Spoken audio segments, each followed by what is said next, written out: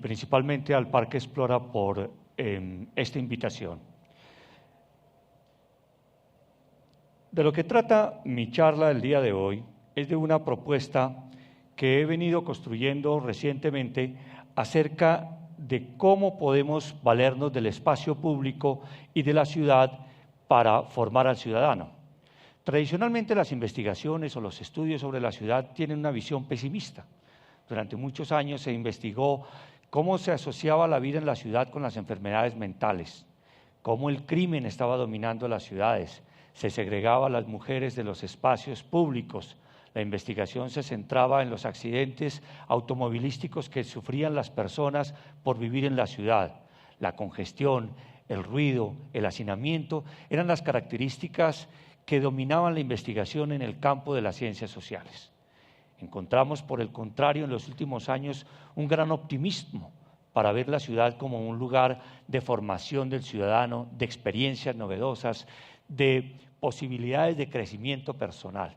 Es necesario adoptar una mirada optimista y gracias a esas miradas es que tenemos ciudades como Medellín que sirven de ejemplo para el mundo entero porque han tenido administradores y un pueblo que le ha apostado a la ciudad como un lugar de vida, como un lugar de encuentro donde las personas pueden tener una mejor calidad de vida.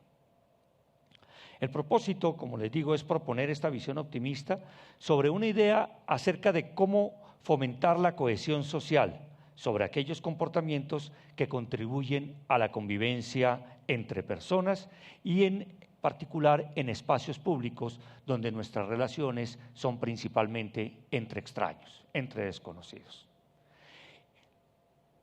Al hablar de cohesión social, nos estamos refiriendo al grado de consenso entre los miembros de un grupo social o percepción de pertenencia a un proyecto comunitario. La idea que voy a tratar de resumir en estos minutos es la de que es posible conseguir la cohesión social alrededor de una serie de comportamientos comunes y unas estrategias que van a contribuir a mejorar la calidad de vida de las personas. ¿Cómo entender el espacio público?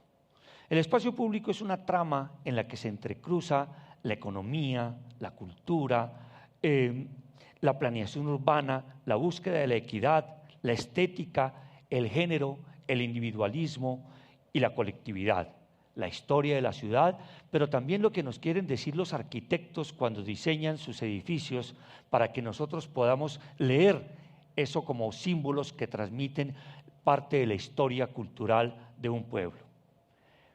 Pero en el caso particular de esta charla, mi énfasis va a ser en cómo leer la ciudad en términos de aquellos comportamientos que hacen posible la vida en público, la vida entre extraños, como lo comenté anteriormente. De tal manera que es necesario aprender a leer las reglas que guían nuestro comportamiento y que contribuyen precisamente a esa cohesión social sobre una serie de comportamientos a los que denomino comportamientos urbanos responsables. Me refiero a los comportamientos urbanos responsables en la medida en que es por compartirlos que se hace posible convivir y que en la medida en que consigamos una cohesión social, ese consenso sobre qué es lo que debemos compartir, podremos vivir mejor, podemos vivir juntos. ¿Qué entender por comportamientos urbanos responsables? Pues son aquellos comportamientos que facilitan la convivencia entre personas. Algunos de ellos podrían ser la solidaridad. Solidaridad con quien está en dificultad, o las personas que están en dificultad. El ser solidarios entre nosotros contribuye a la cohesión social. Pero también tenemos que compartir una serie de actividades o comportamientos que tienen que ver con la higiene, como por ejemplo no orinar en los sitios públicos, no arrojar basura a los canales de agua, no escupir en las calles, taparse la boca al toser o al estornudar, no fumar en los lugares públicos, cuidar las zonas verdes de nuestra ciudad, proteger los humedales y en general buscar la participación de las personas en el cuidado del medio ambiente para poder garantizar la vida en el planeta para las próximas generaciones. Igualmente, ¿sí?, es importante que en el mantenimiento de la vida social podamos garantizar que no contaminemos el medio ambiente, por ejemplo, reciclando o no arrojando basuras al piso, ahorrando los servicios públicos que son necesarios para todos.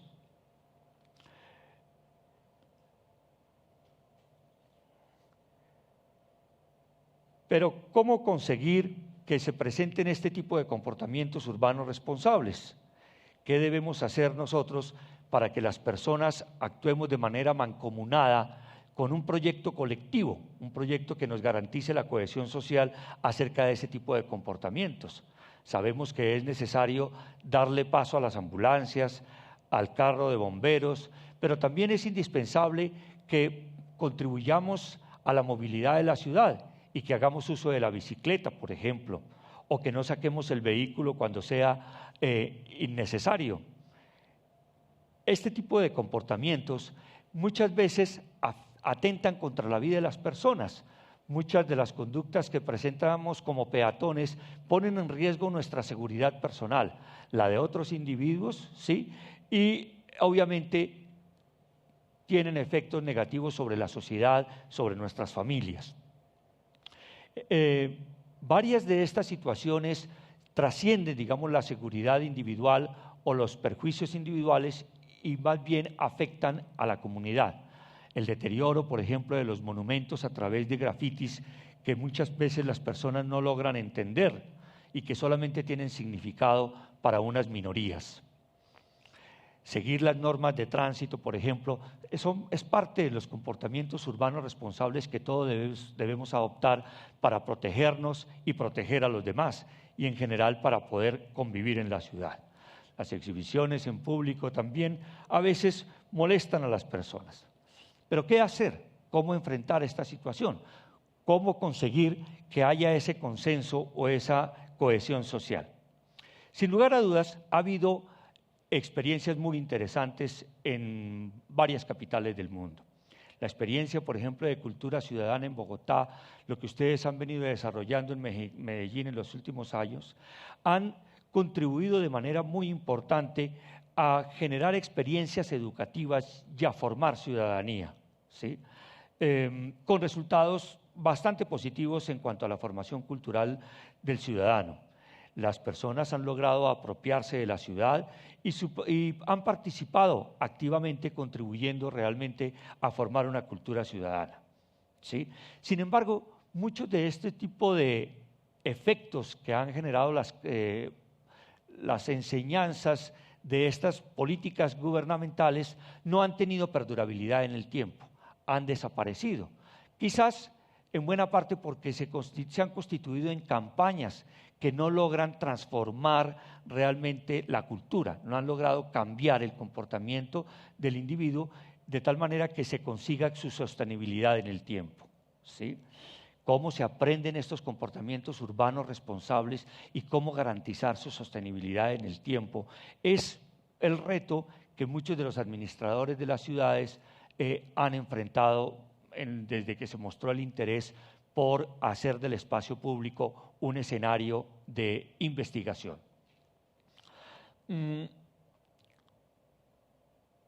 Muchas de las reglas que mantienen esas prácticas sociales, ¿sí?, tienen generalmente que normatizarse y aún así, por más de que se constituyan en normas que hacen que los individuos sean sancionados en caso de no cumplirlas, no se logran instaurar en las personas. Se requiere, por ejemplo, muchas veces de la presencia de la autoridad para que esas normas se cumplan, ¿sí? Entonces, si no está el policía presente, la norma no se cumple. A finales de los años 60 se presentó en Montreal un paro de la policía y la policía dijo que no iba a trabajar, es decir, que no iba a vigilar a los ciudadanos ni a la ciudad. Como consecuencia de eso, la sociedad se desbarajustó. un grupo de personas que estaban protestando decidieron quemar a unas limusinas, a una compañía de limusinas, porque les representaban una competencia desleal a los taxistas.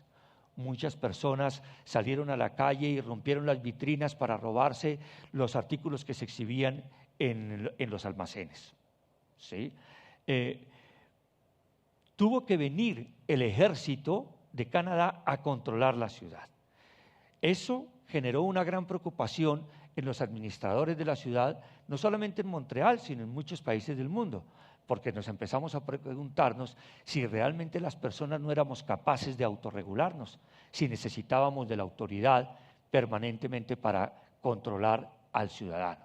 Es decir, ¿qué tanto de lo que nosotros considerábamos como buen comportamiento ciudadano no era una situación más que aparente en presencia de una autoridad que estaba dispuesta a castigarnos, llevarnos a la cárcel por el incumplimiento de esas reglas? Si no está el policía, se violan las normas y las reglas que hacen posible la convivencia entre las personas. En general, lo observamos en nuestras ciudades, quizás menos en Medellín que en Bogotá, pero cuando el policía no está presente, entonces las personas se pasa el semáforo en rojo, el peatón cruza por debajo del puente peatonal, prendemos el equipo de sonido a alto volumen porque sabemos que la policía se va a demorar en llegar, ¿sí? Se pintan grafites, por no mencionar algunos otros delitos realmente mayores, ¿sí? El problema se agrava cuando un ciudadano del común trata de llamarle la atención a alguien por presentar un comportamiento inadecuado. En un estudio reciente que hice en Bogotá, le pregunté a las personas cuál era la reacción que recibían de un individuo cuando esta persona entrevistada le llamaba la atención acerca de por qué no recogía las heces de sus perros, o por qué se pasaba el semáforo en rojo, o por qué le pedía que bajara el volumen al vecino. El 76% de las personas respondieron que la reacción de esa persona cuando se le llamaba la atención era agresiva. El 20% era indiferencia y un 8% aceptaba el llamado de atención. ¿Qué nos pasa? ¿Sí? Deberíamos estar más dispuestos a aceptar el llamado de atención, pero quizás la explicación pueda estar en que realmente no hemos aprendido a autorregularnos y que es necesario de la presencia de la autoridad o de la policía para el acatamiento de las normas. Ese es un asunto que requiere ser investigado desde la perspectiva de los científicos sociales. Cuando hablamos de ciencia no solamente nos referimos a los astrónomos, ni a los químicos, ni a los biólogos. Los científicos sociales del campo de la antropología, la psicología, la pedagogía, las ciencias de la comunicación, el derecho, hacemos nuestro aporte a la sociedad al investigar precisamente cómo es que las personas se comportan, bajo qué condiciones están dispuestas a acatar, en este caso particular, unas reglas que contribuyen a la convivencia. Los invito a que ustedes exploren la sala de la mente en el Parque Explora, porque allí ustedes pueden darse una idea de lo que hacemos los científicos que estudiamos el cerebro y la conducta, ¿sí? Eso es un campo que ha venido llamando la atención de cientos, si no miles de personas en nuestro país y en general en el mundo entero. Son cada vez más las personas que deciden estudiar psicología, antropología, sociología, porque hay el interés por tratar de entendernos a nosotros mismos, y es importante que lo hagamos ahora desde una perspectiva científica. ¿Qué hace entonces? Es la pregunta que nos hacemos los científicos, que un ciudadano se autorregule y no depende de la presencia de la autoridad. Para que esta autorregulación sea común a todos, a toda la ciudadanía, es importante que miremos cuáles son los mecanismos por medio de los cuales aprendemos un comportamiento y se mantiene ese comportamiento, ¿sí? ¿Por qué el rechazo al llamado de atención del vecino, del conciudadano? Los medios informaban hace algún tiempo, ¿sí?, del asesinato de una persona en una estación de Transmilenio porque le había llamado la atención a otra persona por estar orinando. esta persona se devolvió de forma muy agresiva y lo apuñaló y lo mató. En un bar en Alemania, un señor, en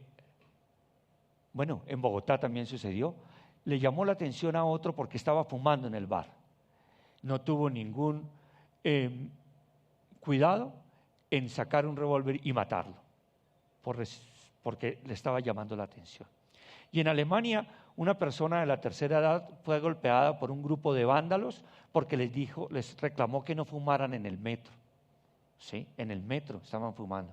Les reclamó y le dieron una paliza que llevaron al señor al hospital.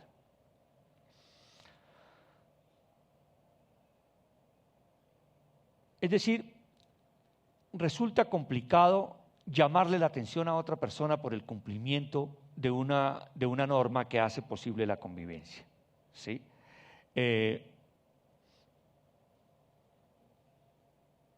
Este tipo de reacciones hacen pensar sobre la necesidad de que debemos investigar de qué forma podemos hacer posible esa cohesión social, de qué manera podemos conseguir un pacto social, ¿sí?, que garantice que podamos tener una convivencia en la ciudad y en particular en los espacios que son comunes a todos, pero que son caracterizados precisamente porque los compartimos con extraños. En nuestras familias, en nuestros colegios, en las universidades, las situaciones son más fáciles de manejar porque digamos que la institución tal como escenario compartido permite una mayor regulación de nuestras formas de actuar. Pero no sucede igual en las calles porque no nos conocemos entre nosotros. La propuesta que he venido desarrollando recientemente consiste en crear o conseguir esa cohesión social a partir del establecimiento de una relación interdependiente entre los individuos para garantizarles que haya un resultado común benéfico para los individuos que sea mayor que los beneficios individuales. Voy a tratar de explicar esa tesis.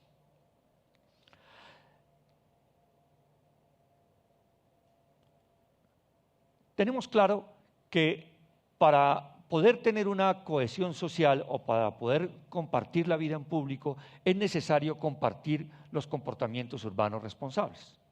Pero ¿cómo buscar que las personas los adopten? La idea es tratar de establecer una relación interdependiente entre los individuos alrededor de esos comportamientos, pero para garantizar esa relación interdependiente es necesario hacerle ver a ese grupo de individuos que al trabajar de manera colectiva pueden tener un beneficio que representa un mayor valor que actuar de manera individual. En este caso, la propuesta está en buscar que haya una integración entre los individuos buscando un bien común, un bien colectivo.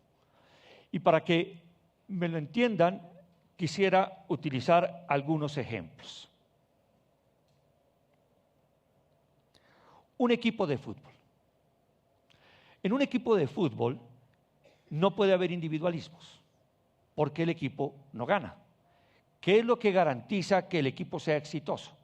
La acción interrelacionada entre los integrantes del equipo, asumiendo distintos roles o distintas funciones, ¿sí?, para poder conseguir el resultado final, que es ganar el partido. Entonces, habrá una persona en el arco defendiéndolo, habrá unas defensas que contribuirán a la posición del arquero, pero también habrá unos que actúan como mediocampos y otros en la delantera para buscar hacer los goles. El resultado final de la acción colectiva es ganar, es conseguir los goles, ¿sí? De eso se trata cuando hablo de la relación interdependiente buscando un beneficio colectivo, un beneficio común. El equipo de fútbol es un buen ejemplo, pero hay uno que quizás sea interesante para los que comparten la vida académica, y es el de los grupos de investigación en conciencias.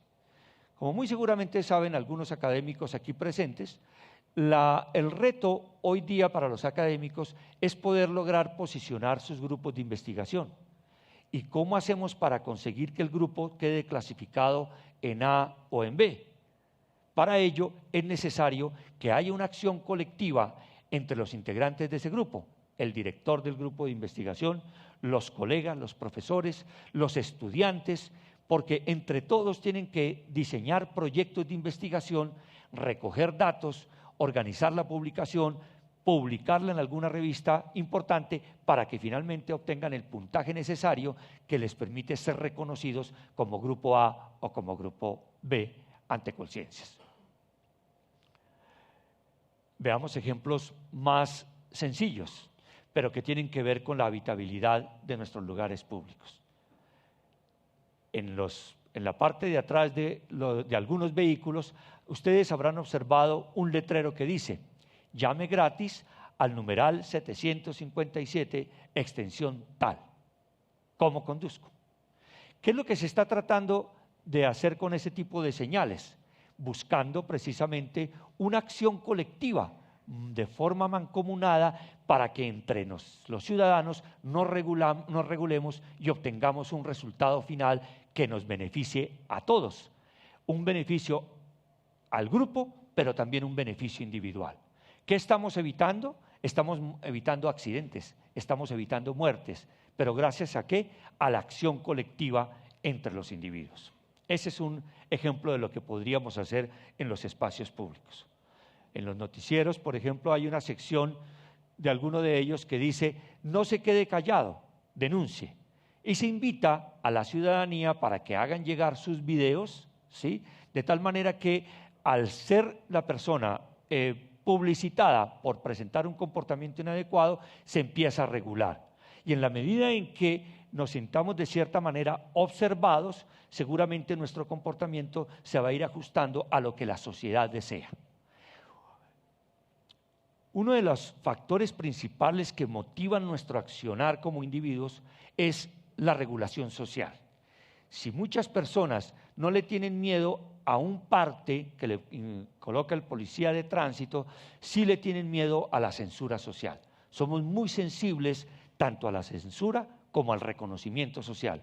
En la medida en que nosotros garanticemos buscar una cohesión social alrededor de un beneficio colectivo, seguramente vamos a conseguir más fácilmente que se adquieran los comportamientos necesarios para garantizar la convivencia.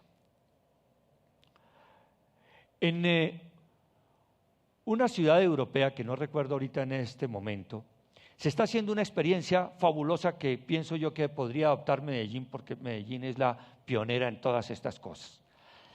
Hay una obra de arte en el centro de la ciudad que se ilumina de distintos colores, pero el color depende del estado de ánimo de los ciudadanos. ¿Cómo hacen eso? Le preguntan permanentemente a varios ciudadanos a distintas horas del día cómo se sienten, y esa información inmediatamente la transmiten a una red de datos y se expresa en esta obra de arte en el centro. Y así se puede ver el estado de ánimos de los ciudadanos en distintos momentos del día. Si están tristes, si están contentos, ¿sí? Y en fin, ¿qué otro tipo de emociones podrían reflejarse a través de los colores? ¿Qué nos está mostrando eso? Que la acción colectiva tiene un resultado. Entiendo, me decía hoy uno de los conductores que me traía del hotel hacia acá, que en Medellín también tienen un programa similar para detectar los huecos. Entonces informan a una red donde hay huecos en las calles, ¿sí? Y eso hace que inmediatamente los servicios de la ciudad atiendan las necesidades de los conductores frente al riesgo que representan los agujeros en la ciudad.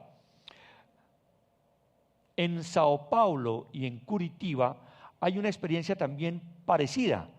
En las terminales de transporte, tanto de buses como aéreos, se registra cada cierto tiempo, 1 hora, 2 horas, no sé exactamente con qué tiempo, la cantidad de impuestos recaudados en la ciudad. ¿Sí? Si nosotros pudiéramos ver, en términos de la hipótesis que les estoy proponiendo, de qué manera nuestros impuestos se gastan y en qué se gastan, con toda seguridad estaríamos más dispuestos a pagarlos y hacer nuestra declaración de renta. ¿No es verdad? Porque, en efecto, las ciudades dependen del pago de los impuestos, pero lo hacemos muchas veces de mala gana porque no vemos el resultado. No es el caso de su ciudad. En otras ciudades sí pasa lo mismo. Si nosotros pudiéramos ver de forma más evidente en qué se utilizan nuestros impuestos, con seguridad lo haríamos de mejor gana y le estaríamos diciendo al vecino, no olvide pagar sus impuestos, porque gracias al pago de los impuestos tenemos estos beneficios. Podemos tener más escuelas, podemos tener hospitales, podemos tener mejor el estado de las vías, etcétera, etcétera.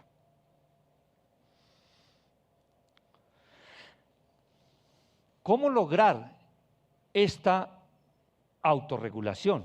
Es decir, cómo conseguir que nos empecemos a autorregular y busquemos esos beneficios comunes.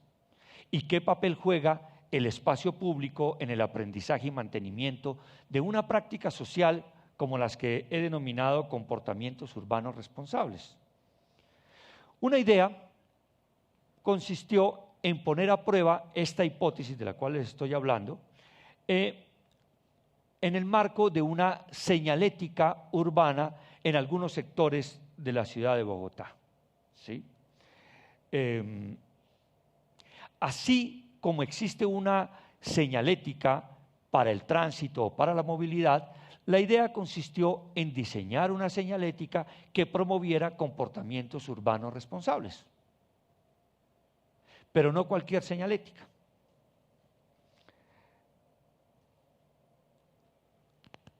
El trabajo lo realizamos alrededor de lo que denominamos el aprendizaje guiado por reglas. ¿Qué son las reglas? Las reglas son descripciones verbales que establecen una relación entre una ocasión, un comportamiento y una consecuencia. Nuestra mamá nos dice o nos decía, lávate las manos antes de pasar a la mesa para evitar que vayas a adquirir alguna infección. Ante la situación de ir a comer, debemos presentar un determinado comportamiento para evitar una consecuencia negativa. Eso es una regla. Y nuestra sociedad, o lo que nosotros hacemos en la escuela, es reproducir las reglas que deseamos que se incorporen en las formas de actuación de las personas para poder vivir en sociedad. ¿Sí? Una regla en un espacio puede ser no fume en este lugar, estamos protegiendo la salud. Otra regla podría ser démosle paso a la ambulancia para garantizar que la persona herida o enferma pueda llegar al hospital y pueda ser atendida. Nuestro comportamiento en gran medida está regulado por reglas, no necesariamente por las consecuencias inmediatas que produce el comportamiento, sino que principalmente como seres humanos nos guiamos es por reglas. A nosotros no nos toca experimentar necesariamente todo lo malo para poder para poder presentar un comportamiento.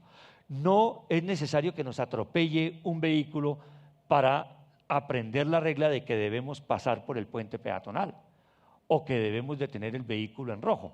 No es necesario que tengamos que sufrir las consecuencias de un accidente como estos para aprender la regla. Y gran parte de nuestra conducta está regulada precisamente por este tipo de reglas, ¿sí? Entonces, la regla lo que hace es establecer la ocasión para que un comportamiento determinado tenga una consecuencia deseable para la sociedad.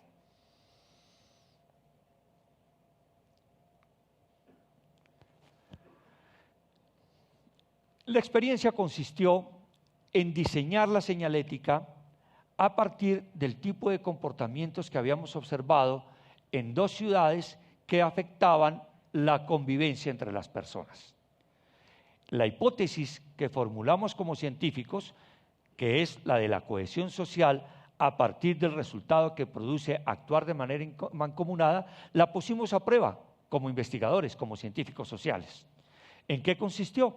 Le pedimos a unos diseñadores gráficos que diseñaran una simbología que representara aquellos tipos de comportamientos que nosotros habíamos observado en una línea de base que afectaban, digamos, la convivencia en los espacios públicos. Entonces diseñamos unos símbolos para distintos tipos de comportamientos que habíamos observado en un periodo de 2 o 3 semanas. Esos comportamientos tenían que ver con cruzar la calle por lugares no indicados, por ejemplo, cruzar la calle entre los carros, cruzar la calle con los audífonos, cruzar la calle haciendo uso del celular, personas arrojando basuras, conductores estacionando sus vehículos en distintos sitios no apropiados, como por ejemplo ubicarlos sobre los andenes, ¿sí? Peleas callejeras. Y entonces lo que hicimos fue diseñar esa señalética. El primer estudio que adelantamos en Cúcuta lo hice con una estudiante de la Universidad Piloto de Colombia, Margarita Contreras. Ella es la directora de Camacol y gracias a su gestión conseguimos que este tipo de estructura que se llaman mogadores, que se utilizan principalmente para hacer publicidad de los almacenes, fueran utilizados por 2 o 3 semanas, no recuerdo exactamente el tiempo, para presentar precisamente la señalética sobre aquellos comportamientos que eran deseables en la ciudad, en una avenida principal de la ciudad, como es la Avenida Cero. Pero tenía una característica esa señal que quizás no se alcanza a apreciar muy bien, y es que en la parte superior dice: reclama tu derecho al espacio público y acepta el llamado de atención del conciudadano. Si me han logrado seguir hasta el momento, entenderán que lo que se está diciendo con esa señal es que debemos actuar de forma mancomunada, de manera interdependiente, para garantizar un beneficio común. Pero también se está invitando a que la persona acepte el llamado de atención del conciudadano y no responda de forma agresiva o con indiferencia, como mostraban los estudios anteriores. Había otro elemento muy importante en la señalética, y es que se presentaba el número de individuos que durante la semana anterior no habían cruzado por el sitio indicado o habían cruzado haciendo uso de los audífonos o del celular mientras cruzaban la calle. Este tipo de señales, como estas que ustedes pueden ver aquí, actúan precisamente sobre el grupo al indicar el número de personas que incumplen la norma o que la están cumpliendo en el caso del comportamiento deseable. Ese es el tipo de consecuencias que buscábamos para garantizar que las personas pudieran entender que a través de la acción interdependiente entre ellos podía producir un resultado como es el de disminuir gradualmente el número de personas que presentaban un comportamiento inadecuado o por el contrario, que mostraban el comportamiento deseable socialmente. Estos son algunos otros de los ejemplos que seguimos para diseñar esa señalética tanto en Cúcuta como en Bogotá. En Bogotá lo hicimos apoyados por la Fundación MAFRE, fundación que financia proyectos de investigación que tienen que ver con la seguridad ciudadana. En este caso, se ve mucho más claro el mensaje que queríamos transmitir. Un mensaje orientado precisamente a promover la acción colectiva entre los individuos y a producir resultados. Entonces, aquí ustedes pueden ver que hay un mensaje que dice: al utilizar los espacios peatonales, facilito mi circulación y la de los ciclistas. Está hablando de cuál es el comportamiento deseable, cuáles son las consecuencias, y en la parte inferior la invitación a actuar de manera mancomunada. Animo al peatón a seguir las reglas de la movilidad, ¿sí? Entre todos salvamos vidas. Y en la parte final decía: acepte el llamado de atención del conciudadano. Se colocaron señales de este tipo haciendo referencia a distintos tipos de comportamientos que habíamos observado que no contribuyen, como les decía, a la convivencia ciudadana. Durante varias semanas estuvimos tomando datos sobre la cantidad de personas que presentaban un comportamiento inadecuado o el comportamiento adecuado, lo representábamos en esta señalética y finalmente dábamos los resultados semanalmente para tratar de hacerle ver al transeúnte de qué manera o de qué tan efectivo venía siendo el procedimiento. Este es otro ejemplo en la ciudad de Cúcuta, en Los Mogadores, ¿no? A poca distancia puede cruzar la calle de forma segura, evite accidentes. Y de nuevo, la invitación a seguir la regla, ¿sí? Buscando el reconocimiento social por presentar ese comportamiento.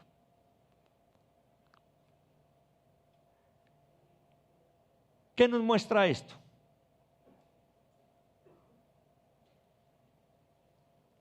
Nos muestra que es posible hacer de la ciudad un lugar de aprendizaje, que es posible que las personas adquieran comportamientos y empiecen a autorregularse.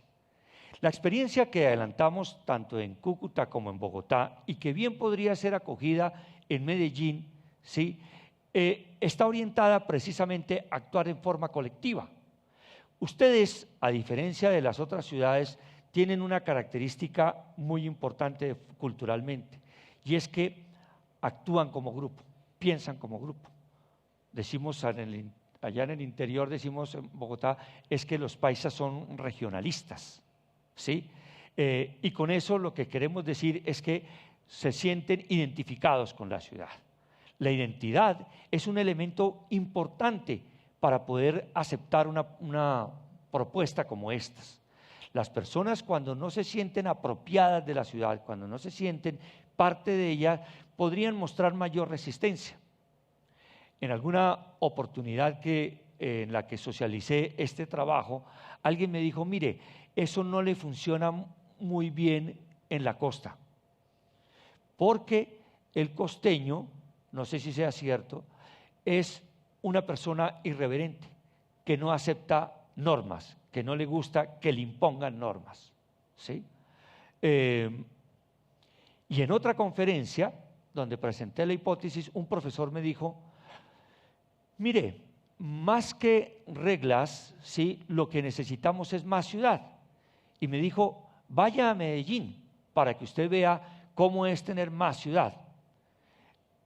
Me dejó muy inquieto la afirmación de mi colega, pero tuve la oportunidad de venir a Medellín al poco tiempo para el evento de ONU Habitat, ¿sí?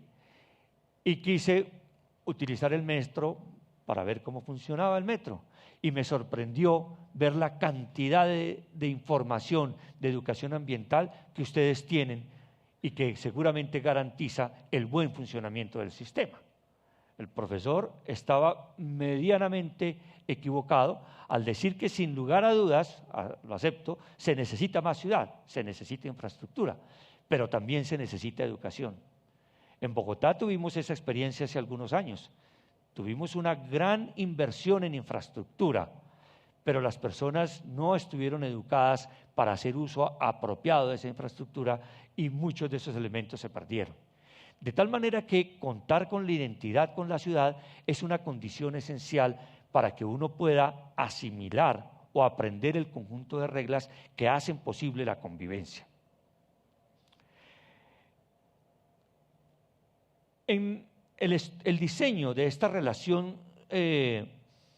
social o de interdependencia entre los individuos para conseguir un beneficio común, ¿sí? En búsqueda de una cohesión social, alrededor de comportamientos urbanos responsables, se puede conseguir siempre y cuando esté apoyado, ¿sí? En el sistema educativo formal y no formal que tenga una ciudad. Es decir, este conjunto de reglas que contribuyen a la convivencia no puede estar en el vacío, sino que tiene que hacer parte integral del sistema educativo que tienen los ciudadanos. Es decir, tenemos que formar a las personas sobre la convivencia, alrededor de la convivencia. No basta con que demos conocimiento acerca de la física, la matemática, la literatura. Es importante también que formemos a los ciudadanos en la convivencia. Y en efecto, aprovechar los distintos escenarios que existen para ello. La familia, la escuela, pero como en este caso lo he venido planteando, el espacio público, la calle. El otro aspecto importante que es fundamental considerar en esta hipótesis o en este ejercicio es que la regla debe ser reconocida por todas, por todos y todas, para que podamos sentirnos seguros cuando tengamos que hacer el llamado de atención a un conciudadano. Tenemos que compartir la regla entre todos, ¿sí? Y la regla debe ser reconocida. Es decir, debe haber una difusión de cuáles son las reglas que contribuyen a la convivencia entre las personas, para que cuando yo le diga a una persona, por favor, recoja las heces de su perro, esta persona esté más dispuesta a acatar el seguimiento de la regla porque la reconoce como tal.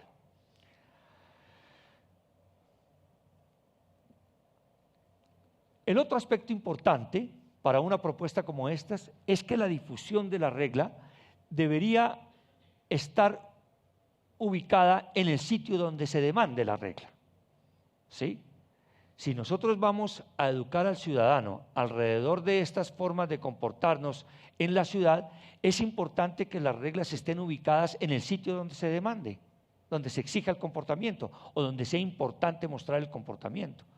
Si nuestro interés está en que las personas hagan uso de los puentes peatonales, pues será importante que existan comandos o reglas que digan qué es lo que debemos hacer y cuál es el beneficio tanto individual como social por presentar ese tipo de comportamiento. De tal manera que, al igual que existen las reglas para la movilidad en la ciudad, deberían existir en la ciudad una señalética como la que hemos venido explorando en Cúcuta y en Bogotá, que promueva el comportamiento cívico, hacer del espacio público un espacio cívico de formación del ciudadano. Por otra parte, es indispensable resaltar los beneficios tanto individuales como sociales por actuar en cohesión social.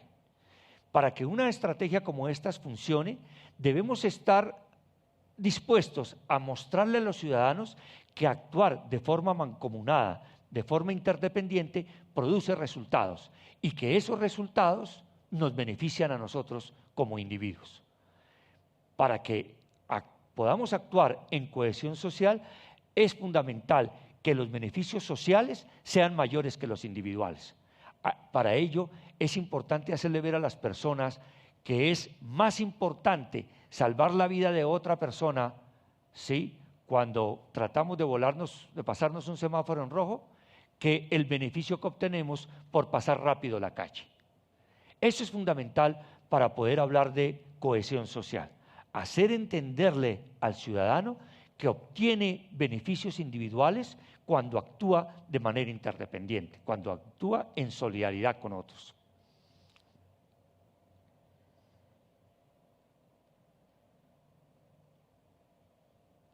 Es decir, no basta con actuar de manera interdependiente entre los individuos, sino que es necesario, ¿sí?, que se vean los beneficios de esa acción colectiva.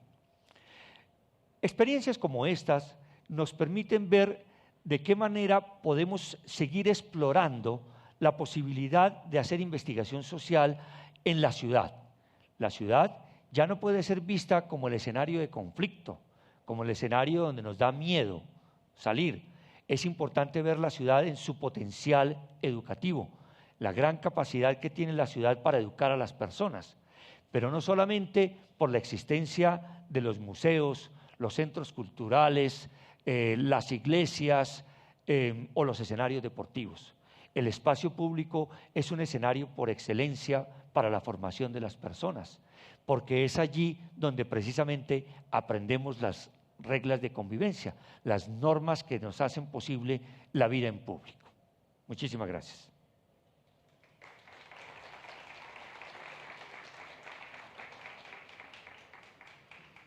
Si tienen preguntas o comentarios, con el mayor gusto podré atenderlos.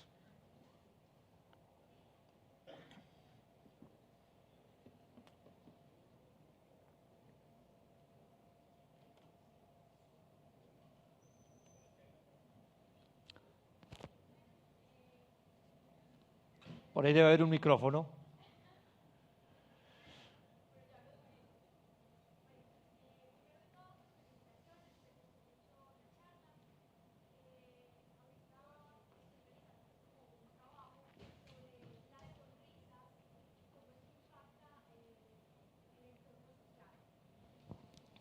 Aló, ¿repito o ya? Repite para que todos escuchemos bien. Primero, felicitaciones, me gustó mucho la charla. Actualmente estoy realizando un trabajo universitario que tiene que ver cómo las sonrisas impactan el entorno social.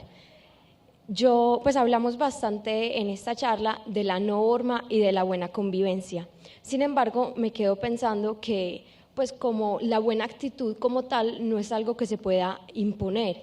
Yo puedo, a partir de todas estas señales éticas, imponer proponer ciertas cosas que van muy ligadas a la norma. Sin embargo, un buenos días, una sonrisa, un pase usted, es algo que nace directamente desde las personas y una norma jamás me va a decir eso. Sin embargo, es algo que como tal haría de todos nosotros una sociedad más unida y más una sociedad mejor. Y creo que también tiene que ver con la propuesta de esta charla. ¿Cómo se podría llegar a eso? Me parece muy interesante tu proyecto, pero la idea principal de la conferencia es tratar de ver que es a través de la acción colectiva que uno puede conseguir tanto beneficios individuales como sociales. No comparto la idea de que a uno le salga de adentro nada. La acción de los individuos depende de las consecuencias que producen el ambiente.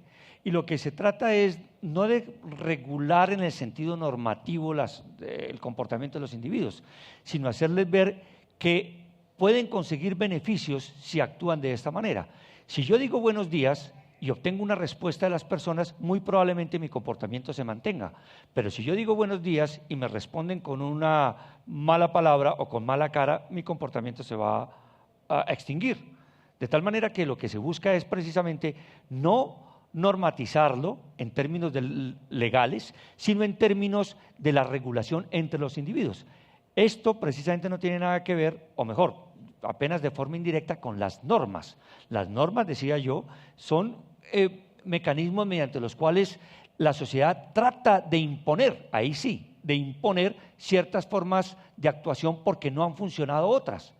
Esta es una propuesta diferente. Esta es una propuesta en la que son los individuos, no las instituciones, no es el gobierno el que busca regular la conducta, sino es el ejercicio de cohesión social, buscando un beneficio colectivo. Lo de la sonrisa me parece muy interesante. Tendrás que ver cuál va a ser la consecuencia por sonreír y ver si eso produce beneficios en el grupo social. En la medida en que produzca beneficios, vas a garantizar que el comportamiento de saludar o de sonreír se va a mantener. Bueno, le agradecemos al profesor Páramo. Creo que podemos hacer las preguntas ya de manera individual, profesor, y me disculpa, pero invitamos a todos ustedes, a continuación vamos a tener la inauguración de la Fiesta del Libro en esta misma sala. Entonces agradecemos su asistencia y esperamos puedan recorrer los demás espacios que la fiesta tiene preparados para todos ustedes, que estamos totalmente seguros será una experiencia inolvidable. Muchísimas gracias. Muchas gracias. Muchas gracias. Gracias.